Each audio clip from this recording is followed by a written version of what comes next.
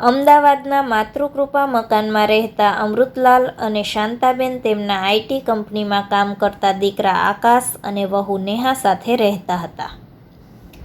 આકાશ અને Neha modern lifestyle અને મોબાઈલમાં એટલા ડૂબેલા રહેતા કે ઘરમાં વડીલો સાથે વાત કરવાનો પણ સમય નહોતો. એક દિવસ આકાશે સોશિયલ સ્ટેટસ વધારવા માટે એસજી હાઈવે પર નવો 4 BHK ફ્લેટ બુક કરાવ્યો અને જૂનું ઘર વેચી દેવાની જીદ કરી. અમૃતલાલ અને શાંતાબેન આ ઘર સાથે જોડાયેલી યાદોના કારણે ખૂબ દુઃખી થયા.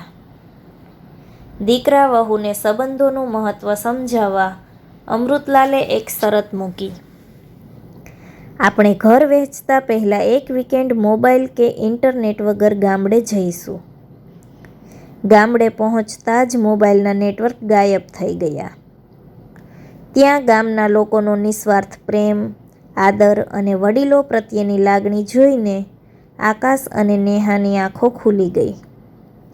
તેમને સમજાયું કે હાઈ-ફાઈ સોસાયટીઓમાં સ્ટેટસ હોઈ શકે, પણ સાચો પ્રેમ અને સોશિયલ સપોર્ટ નથી હોતો.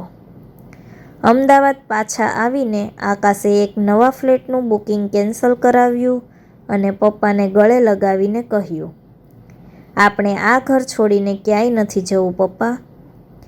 માતૃકૃપા ઘર ફરીથી ખુશીઓથી ગુંજી ઉઠ્યું. આ વાત પરથી આપણને બોધ મળે છે કે ભૌતિક સુખ સુવિધાઓ કરતાં પરિવારનો પ્રેમ અને વડીલોના આશીર્વાદ વધુ કિંમતી છે.